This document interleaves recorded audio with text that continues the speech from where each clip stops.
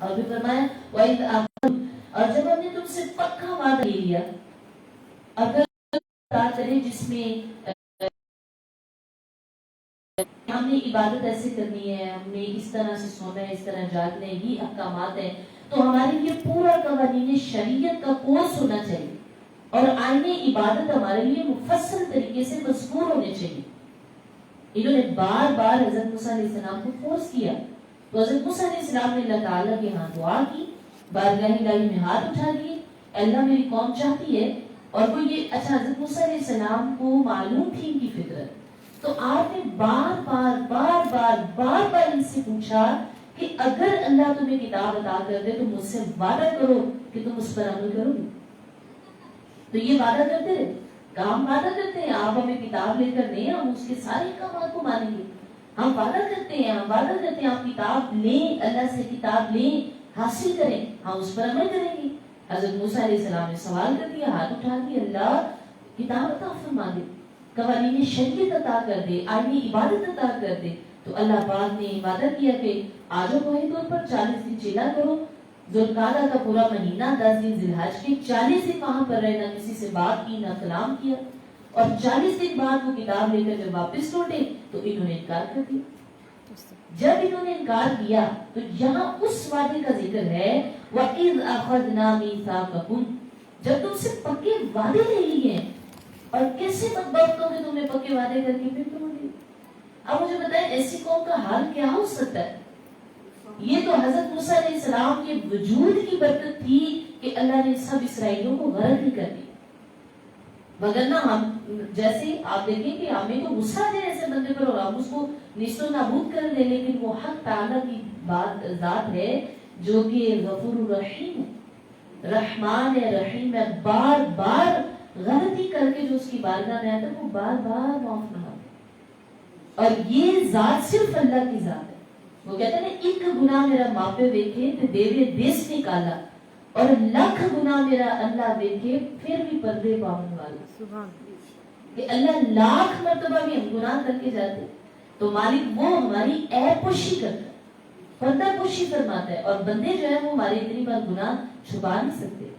تو یہ اسرائیلیوں نے پھر وعدہ توڑ دیا، اور پھر وعدہ توڑا تو اللہ رب العزت نے اب اس بار جو ہے وہ غضب میں، جلال میں حضرت جبرائیل امین کو حکم دیا، اے جبرائیل جاؤ، اب ایسا کرو یہ جو کوہ طور ہے نا اس کو اٹھا کے ان کے سروں پہ معلق کر دو۔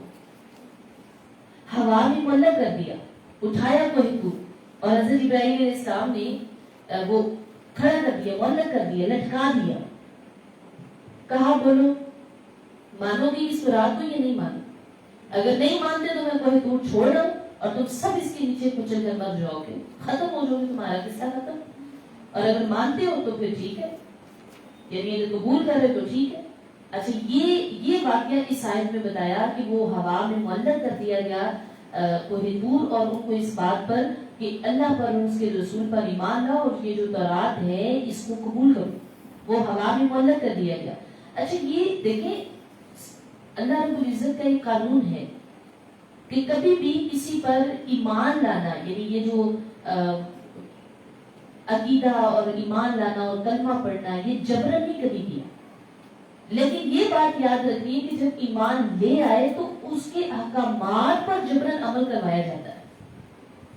جبرن کلمہ تو نہیں پڑھایا جاتا ہے، تمہیں پڑھنا ہے، وہ تو اپنی مرضی سے کوئی پڑھے گا، ایمان لے آئے گا، جو نبی آ رہے ہیں ان پر ایمان لانا یہ درست ہے اور لانا ہے، حق ہے، لیکن اگر کوئی اپنی مرضی سے لا رہا ہے تو وہ ٹھیک ہے، جبرن اور مجبوراً اس سے ہم سختی نہیں کر رہے۔ اب یہاں پہ ان پہ یہ ہے کہ وہ قبول کر لینے کے بعد جو احکامات کی پابندی نہیں کر رہے، یہ ان کو احکامات منوانے کے لیے کوہ طور کھڑا کر دی، معلق کر دی کہ قبول کرو اسے۔ اچھا پھر فرمایا کہ یہاں جو ہے جبرن اس لیے کہا گیا ہے تاکہ تم قبول کر لو، وہ اپنا وعدہ پورا کر لو۔ اگر وہ اپنا وہ وعدہ پورا کر لیتے ہیں تو پھر اللہ تعالیٰ کے غضب سے محفوظ ہو جائیں گے۔ اچھا یہاں پہ آپ دیکھیں کہ ہمیں ایک ترغیب مل رہی ہے، اور وہ ترغیب کیا ہے کہ ہمیں قرآن کریم کو صرف لفظوں سے نہیں پڑھنا بلکہ اس کے احکامات پر عمل کرنا ہے۔ یہی معاملہ تھا نا وہاں پر کہ تورات قبول کر لی لے لی رب تعالی سے، لیکن احکامات نہیں مان رہے، جو اندر لکھا ہے اس کو قبول نہیں کر رہے۔ مثلا ایک بادشاہ جو ہے وہ اپنے وزیر کو خط لکھتا ہے اور خط میں لکھا ہوا ہے کہ میرے یہاں اس شہر میں آنے سے پہلے میرا محل تعمیر کروا دینا، اور وہ وزیر اگر ایسا کرے کہ روزانہ صبح اٹھ کر وہ خط پڑھ لے اور پڑھ کر رکھ دے تو یہ کافی۔ اور جب بادشاہ آئے گا اور اگر وہ دیکھے گا کہ میرا محل جو میں نے خط لکھا تھا اس کا عمل یہ تھا کہ تم نے محل تعمیر کروانا ہے، لیکن وزیر اس خط کو روزانہ اٹھ کے پڑھتا ہے اور پڑھ کے بند کر دیتا اور رکھ دیتا ہے، تو بادشاہ نے یہ تھا کہ تم نے یہ محل بنوانا ہے، تم کیا کرتے ہو کہ میری محبت میں اٹھتے اور وہ خط پڑھ کے بند کر کے رکھ دیتے ہو۔ اسی طرح ہم اللہ کے حوالے، لیکن چونکہ ایسی کلاسز میں جوائن کرنے سے ذرا ہماری سستی ہوتی ہے، جس کی وجہ سے احکامات کی اس قرآن کو پڑھنے کے مطالب سمجھتے نہیں، احکامات الہی کی سمجھ نہیں ہے، اس لیے اسے عمل میں بھی دور ہے۔ تو اللہ پاک کے قرآن کو صرف پڑھنا کافی، آج بادشاہ نے یہ گروپ میں ایک میسج بھیجا تھا کہ قرآن کریم کے ترجمہ تفسیر کو سمجھنا ضروری ہے تاکہ ہم اس پر عمل کر سکیں۔ بہت اچھے الفاظ تھے، مجھے یاد ہی رہے، بہت اچھے الفاظ تھے۔ معنی یہ تھا کہ جب تک ہم اس سے دور ہیں، جب تک ہم اس کی مطالب نہیں سمجھ رہے، ہم اس کو احکامات الہیہ یہ ہیں کہ عمل کریں، نہ کہ صرف لفظوں کی تلاوت کر کے آپ قرآن بند کر دیں۔ یہ تھے کہ لفظ پڑھنے سے نیکیاں تو ملتی ہیں لیکن ہدایت نہیں ملتی۔ سبحان اللہ، لفظ پڑھنے سے نیکی ملتی ہے لیکن ہدایت نہیں ملتی۔ ہدایت کا راستہ جو ہے اور وہ سمجھنے سے ملتی۔ تو یہ قوم کا یہی حال تھا۔ آپ دیکھیں بنی اسرائیل جو ہیں، ان کے اخلاق میں یہی تو کمی تھی۔ اب دیکھو انہوں نے تورات کو ایکسپٹ کیا، خود مانگا اللہ سے، مل گئی، لیکن ملنے کے بعد کہ چھوڑ دیا۔ تو ہم بھی آج اسی چیز کا شکار ہیں کہ ہم نے کلمہ بھی پڑھا ہوا ہے، قرآن پاک کو اپنی معزز کتاب بھی مانتے ہیں، اس کا ادب بھی کرتے ہیں، لیکن جو اس کے اندر لکھا ہے نا اس کو نہیں مانتے، بس اس پر امپلیمنٹ نہیں ہے ہمارا۔ اگلی آیت میں دیکھتے ہیں، آیت نمبر 64 میں فرمایا ثم تولیتم من بعد ذلک، پھر اس کے بعد تم پھر گئے، ولولا فضل اللہ علیکم ورحمتہ، اگر تم پر اللہ کا فضل اور اس کی رحمت نہ ہوتی، لکنتم من الخاسرین، تو آج ابراہیم کو دور پھینک کر تمہیں ذلیل و رسوا کر چکے ہوتے۔ لیکن جو اللہ کی رحمت ہے اور اس کا فضل ہے، اسی کے باعث تمہاری بخشش ہو گئی ہے، تمہیں معاف کر دیا گیا ہے۔ تمہیں اس میں معاف کرنے کا مطلب تمہیں مہلت دی گئی ہے، تمہیں اور وقت دیا گیا ہے کہ شاید تم اب مان جاؤ، شاید تمہیں اب سمجھ آ جائے، شاید اب تمہارے قدم عمل کی طرف اٹھ جائیں، اور شاید اب تم اللہ کے احکامات کی کو مضبوطی سے پکڑنے والے ہو جاؤ۔ ٹھیک ہے، فرمایا وَلَقَدْ عَلِمْتُمُ الَّذِينَ اعْتَدَوْا مِنْكُمْ فِي السَّبْتِ۔ اگلی آیت پڑھ رہے ہیں 65، ترجمہ غور سے سنا کریں۔ وَلَقَدْ عَلِمْتُمُ الَّذِينَ اعْتَدَوْا مِنْكُمْ فِي السَّبْتِ، اور بے شک ضرور تمہیں معلوم ہے جو تم میں سے وہ لوگ جنہوں نے، ایک نیا واقعہ ہے، فَقُلْنَا قِرَدَةً خَاسِئِينَ، تو ہم نے ان لوگوں سے کہا کہ بندر بن جاؤ ذلیل و رسوا۔ یہاں شہر ایلا میں بنی اسرائیل آباد تھے، اور انہیں یہ حکم تھا کہ ہفتے کے دن عبادت کے لیے خاص کر دو، جو ہفتے کا دن ہے اس میں تم نے عبادت کرنی ہے، اور اس دن تم نے شکار نہیں کرنا، دنیاوی مشاغل جو ہیں، جتنی مصروفیات ہیں وہ ترک کر دو، اور ہفتے کے دن تم نے صرف اور صرف اللہ کی عبادت کرنی ہے۔ ان کے ایک گروہ نے یہ چال چلی کہ وہ جمعہ کے دن شام کے وقت دریا کے کنارے جاتے اور وہاں بہت بڑے بڑے گڑھے کھود کر آتے، اور کیا کرتے کہ ہفتے کے دن ان گڑھوں تک جو ہے وہ نالیاں بناتے، جن کے ذریعے سے پانی جو ہے وہ ان نالیوں میں آتا اور وہاں مچھلیاں آ کر پھنس جاتی، اور چونکہ ہفتے کے دن شکار منع تھا، اس دن وہ مچھلیاں پھنسا لیتے اور اتوار کے دن انہیں نکال لیتے۔ ٹھیک ہے، اور اپنی طرف سے یہ کہتے کہ ہم اپنی تسلی کے لیے یہ کہتے کہ ہم تو ہفتے کے دن شکار نہیں کرتے، اللہ کا حکم ہے ہم تو اس پر عمل کرتے ہیں، یعنی چال چل رہے وہ۔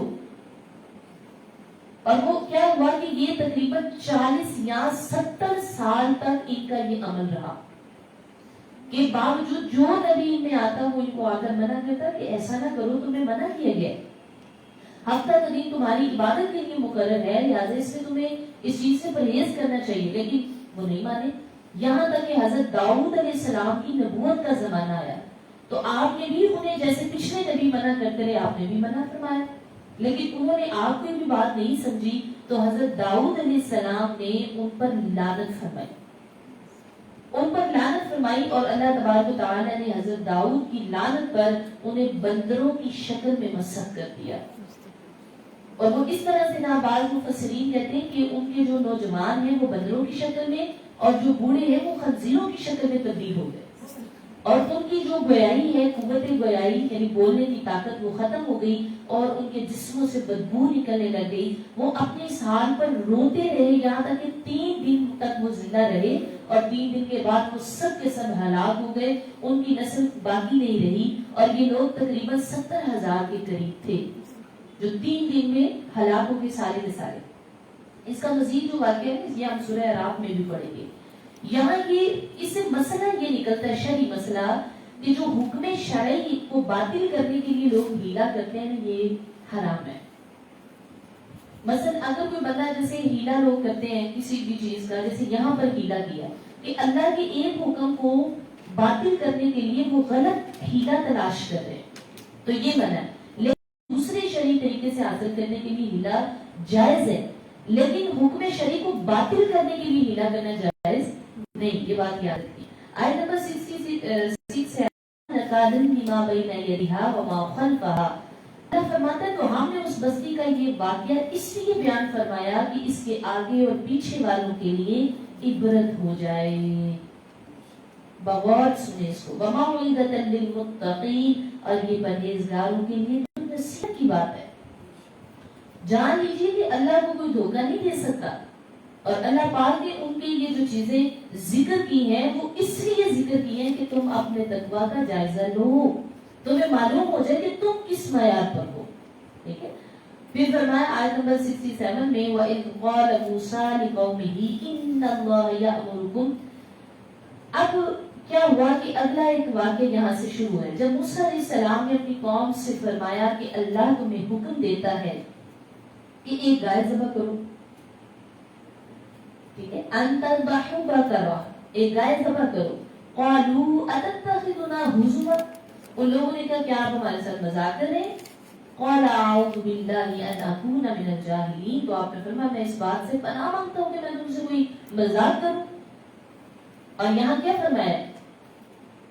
اعوذ باللہ ان اکون من الجاہلین. میں اس بات سے پناہ مانگتا ہوں کہ میں جاہلوں میں سے ہو جاؤں. اس کا مطلب یہ کہ بار بار پر لوگوں کا مذاق اڑانا یہ جہالت کی علامت ہے اور بد اخلاقی کی قسم ہے. اور یہ کسی کی شکل کا، کسی کے لباس کا، کسی کے منہ سے لفظ غلط نکل جاتا ہے، اس کا مذاق اڑانا، اس کی نقل اتارنا یہ جاہل بننے کی نشانی ہے. کیونکہ آپ نے نبی نے فرمایا نا کہ مذاق اڑانے والا فرمایا کہ اعوذ باللہ ان اکون من الجاہلین. میں تو اس سے پناہ مانگتا ہوں میں تم سے مذاق کروں کیونکہ میں جاہلوں میں سے تو نہیں ہوں. تو جو بار بار میں مذاق اڑائے وہ جاہل ہے. یہ قرآن بتا رہا ہے. فرمایا قالوا ادعوا لنا ربک یبین لنا ما ہی. اپنے رب سے بھی دعا کریں کہ ہمیں بتائے وہ گائے کیسی ہو. ٹھیک ہے. قال انه یقول انها بقرۃ لا فارض ولا بکر. نہ وہ بچی ہو نہ وہ بوڑھی ہو. اب حضرت موسیٰ علیہ السلام سوال کریں نا اللہ سے کہ آپ بتلا دیجیے یہ لوگ پوچھ رہے ہیں گائے کیسے. تو اللہ فرماتا ہے نہ وہ بچی ہو نہ بوڑھی ہو. عوان بین ذالک، اس کی درمیانی عمر ہو. ففعلوا ما تؤمرون. ٹھیک ہے. اور تم وہی کرو جو تمہیں حکم دیا جا رہا ہے.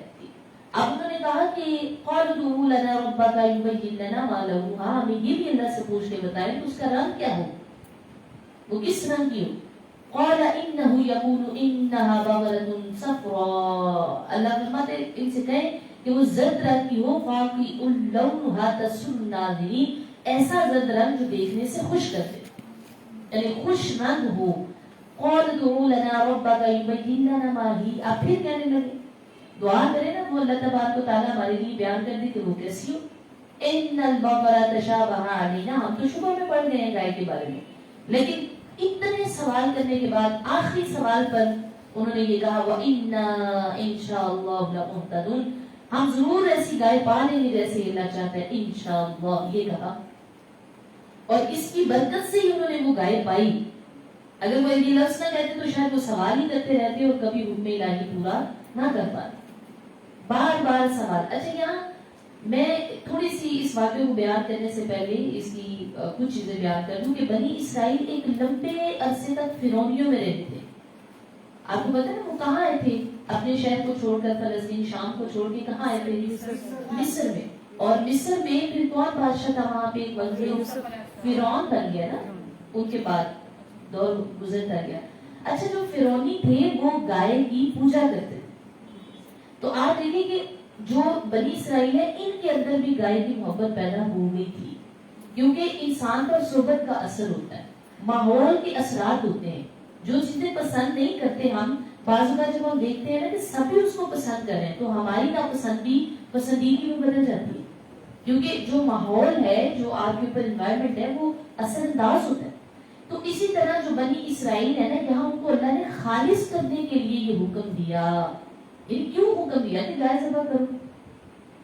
تو اللہ تبارک و تعالیٰ نے ان کو خالص کرنا تھا، معلوم کرنا تھا کہ ان کے اندر اللہ تبارک و تعالیٰ کی عبودیت کا جذبہ کتنا ہے، کہ وہ اللہ پاک کی عبودیت کا جذبہ کتنا رکھتے ہیں. اور بظاہر تو چونکہ وہ اللہ تبارک و تعالیٰ کی اطاعت کر رہے ہیں، آپ دیکھتے ہیں کہ ان کے اندر بھی اطاعت کتنی ہے، کیونکہ وہاں رہ رہ کر ساتھ میں ان کا ماحول ایسا ہو گیا نا کہ وہ بھی گائے کو عظیم سمجھنے لگے. تو اللہ رب العزت نے ان کے دل سے اس بات کو مٹانے کے لیے گائے ذبح کرنے کا حکم دیا. اور جب اللہ تعالیٰ کی کسی حکم پر عمل کرنا مشکل ہوتا ہے تو ہم اس کے بارے پر بار بار سوال پہ سوال کرتے ہیں. مثلا آج کل لوگ غصے میں 3 طلاقیں دے دیتے ہیں، اور دینے کے بعد بار بار علماء، ہم کہتے ہیں نہیں کہ نکاح ختم ہو گیا، اچھا بار بار کہتے ہیں کوئی اور گنجائش نہیں ہے. فون پہ پوچھ ہوتے ہیں، آپ کسی اور سے پوچھیں نا، آپ کسی اور سے پوچھیں نا، آپ بڑے سے پوچھ کے بتائیں نا.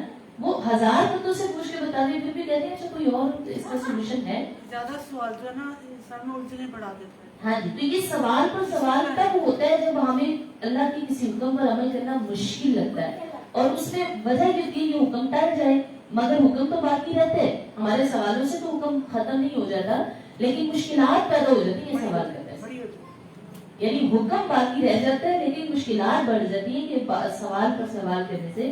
تو اس میں یہ ساری چیزیں اس واقعے میں ہمیں مل رہی ہیں. اچھا واقعہ یہ کچھ اس طرح سے تھا، میں اس کو تھوڑا مختصر ذکر کر دیتی ہوں کہ بنی اسرائیل میں ایک مالدار شخص تھا جس کا آمین نام تھا.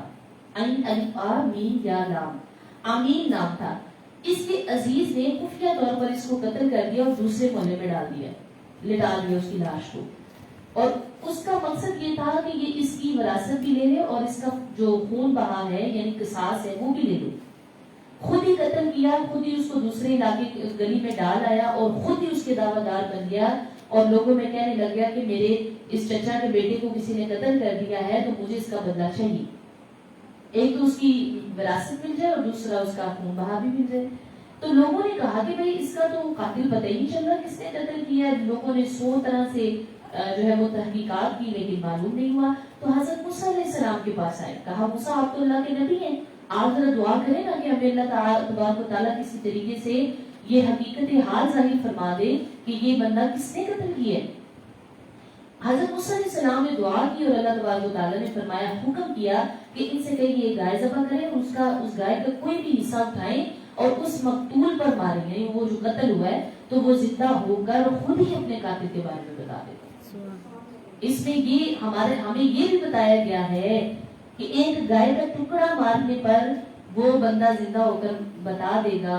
تو اللہ اس بات پر قادر ہے کہ اللہ ہمیں قیامت کے دن ہماری قبروں سے زندہ سلامت دوبارہ اٹھائے گا، کہ ہم دوبارہ قیامت کے دن اپنے قبروں سے اٹھیں گے اور پھر بروز محشر اللہ کے سامنے کھڑے ہوں. تو پھر فرمایا کہ یہاں پر جو ہے وہ گائے ذبح کرنے میں بظاہر کوئی مناسبت معلوم نہیں ہو رہی تھی کہ بھئی قتل کا پتہ کرنا ہے اور اللہ فرما کے گائے ذبح کرو.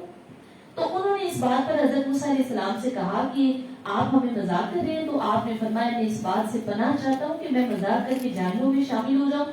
جب بنی اسرائیل نے یہ سمجھ لیا کہ یہ گائے ذبح کرنا ہے، یہ کوئی مذاق نہیں ہے بلکہ باقاعدہ اللہ کا حکم ہے، تو انہوں نے حضرت موسیٰ علیہ السلام سے اس کے اوصاف دریافت کیے، ٹھیک ہے، اور بار بار سوال کر کے وہ لوگ اپنی قیدیں بڑھاتے رہے.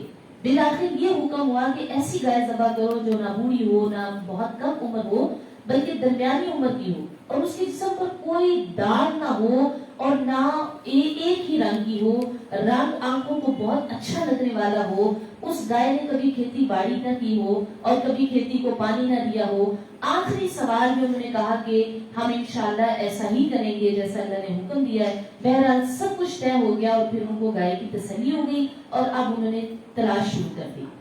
अब दूसरी जानिब देखें कि उनके इतराफ में सिर्फ एक गाय ऐसी थी और उस गाय का हाल ये था कि एक बनी इसराइल में सालिह शख्स था, नेक बंदा, और उस नेक बंदे का एक छोटा सा बच्चा था। उनके पास एक गाय के बच्चे के अलावा और कुछ भी नहीं था। उस बंदे ने उस गाय के बच्चे की गर्दन में एक मोहर लगाई और अल्लाह के नाम पर उसको जंगल में छोड़ दिया और अल्लाह ताला से दुआ की कि अल्लाह जब मेरा बच्चा जवान हो तो मैं तेरे पास अमानत रखवाता हूँ ये गाय, जब मेरा बच्चा जवान हो तो उसके ये काम आएगी। उस शख्स ने, वो नेक बंदा, वो तो इंतकाल कर गया। अब उसके बाद उसका बच्चा जब जवान हुआ तो उसकी माँ ने उसको बताया कि तुम्हारे वालिद ने तुम्हारे लिए एक गाय का बच्चा था, उसको अल्लाह की वदीयत में, वदीयत होता है अमानत रखवाना, मतलब मैं किसी को कहूँ ये मेरी चीज अमानत रख ले, अमानतन मैं आपके पास रखवा रही, इस तरह वदीयतन उस बंदे ने अल्लाह की, हाँ, उस अपनी गाय के बच्चे को कि अल्लाह मैं तेरे पास अमानत रखवाता हूँ अपने बच्चे की, जब ये जवान हो जाए तो इसको ये अता कर देना। तो वो माँ ने सारी बात अपने बेटे को बताई और कहा, ऐ मेरे बेटे, अब तो जंगल में जा और वहां पहले अल्लाह का नाम लेना और फिर आवाज देना और कहना कि अल्लाह ताला से दुआ करना कि जो गाय मेरे वालिद ने वदीयत की थी मुझे आज वो वापस लौटा दी जाए। ऐसा ही हुआ कि उसने जाकर अल्लाह का नाम लिया और जंगल में देखा कि जो जो माँ ने अलामतें बताई थी उस अलामतों वाली गाय जो है वो उसके पास खड़ी हो गई और वो घर वापस ले आया। अब चूंकि उससे फायदा उठाना था, उसको बेचना था, उससे जो रकम आनी थी उसे अपने घर की खुशहाली बढ़ानी थी, तो अब वो जवान जो है वो उस गाय को लेके अपनी वालदा के पास आ गया और वालदा ने कहा कि इसको जाओ, अब चूंकि आजकल गाय जो है ना वो 3 दिनार में बिक रही है तो इसको 3 दिनार में फरोख्त करा, लेकिन मेरी एक शर्त है कि मेरा एक हुक्म है तुम्हें कि जब ये गाय बेचने लगो, तुम्हारा सौदा हो जाए, बात पक्की हो जाए, बेचने लगो तो मेरी फिर दोबारा से मेरी इजाजत ले लेना। अच्छा, अल्लाह रब्बुल इज्जत की तरफ से फरिश्ता खरीदार की सूरत में आया और कहा कि 3 दिनार दूंगा और जो है ये मुझे गाय दे दो, क्योंकि उस वक्त अतराफ में 3 दिनार ही उसकी कीमत थी, मगर वो फरिश्ते ने शर्त ये रखी कि अपनी वालदा से इजाजत लेने की जरूरत नहीं है। बेटे ने इनकार कर दिया, बच्चे ने कहा नहीं मैं तो अपनी वालदा से पूछूंगा।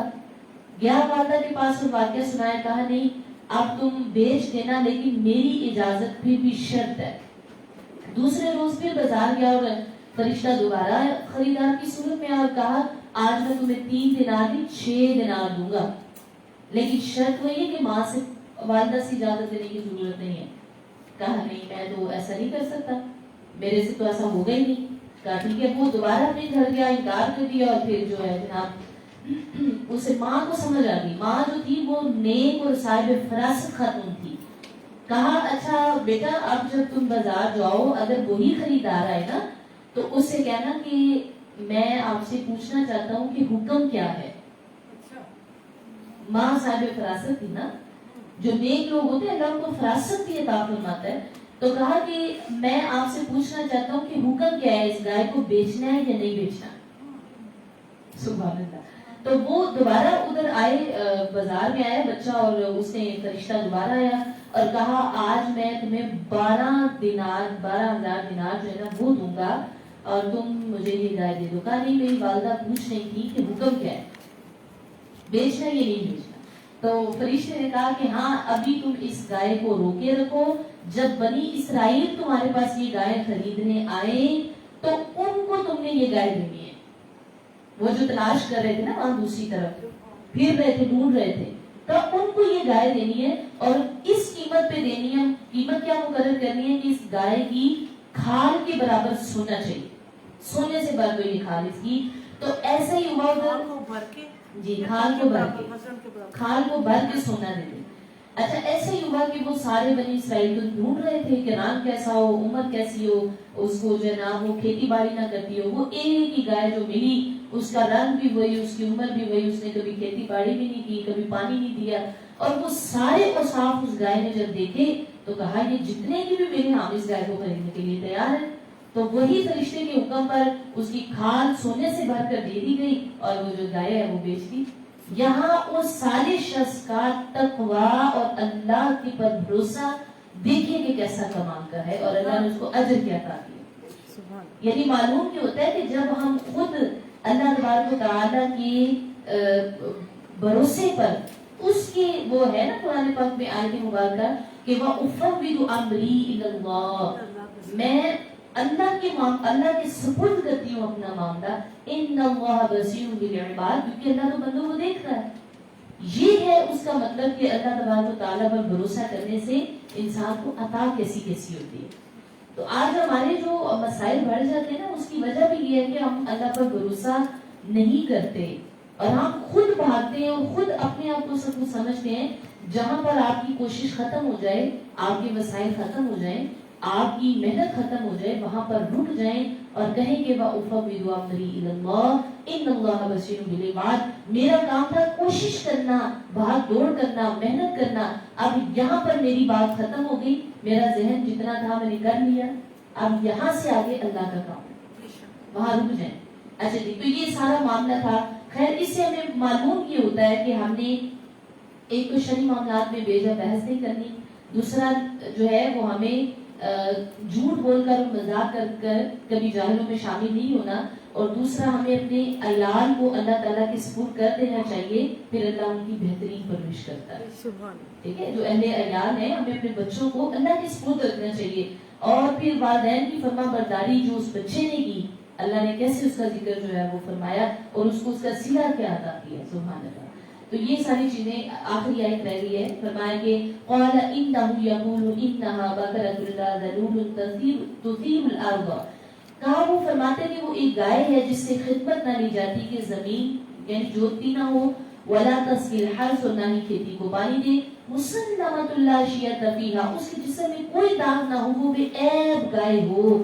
قالوا الآن جئت بالحق، پھر انہوں نے کہا اب آپ نے ہمیں ٹھیک بات بتائی ہے. فذبحوها، اور اب انہوں نے پھر کیا کیا، اس کو ذبح کیا. وما كادوا يفعلون، حالانکہ ایسے معلوم نہیں ہو رہا تھا کہ وہ گائے ذبح کر سکیں گے، لیکن وہ جو انہوں نے انشاءاللہ کہا اس کی برکت سے انہوں نے وہ گائے ذبح کی. اور کیا ہوا کہ وہ گائے کا ٹکڑا اس پر مارا گیا اور جناب وہ جو مقتول تھا وہ اٹھ کر کھڑا ہو گیا اور اس نے بتایا کہ میرے کسی چچا کے بیٹے نے مجھے قتل کیا تھا جو دعوے دار بنا ہوا ہے.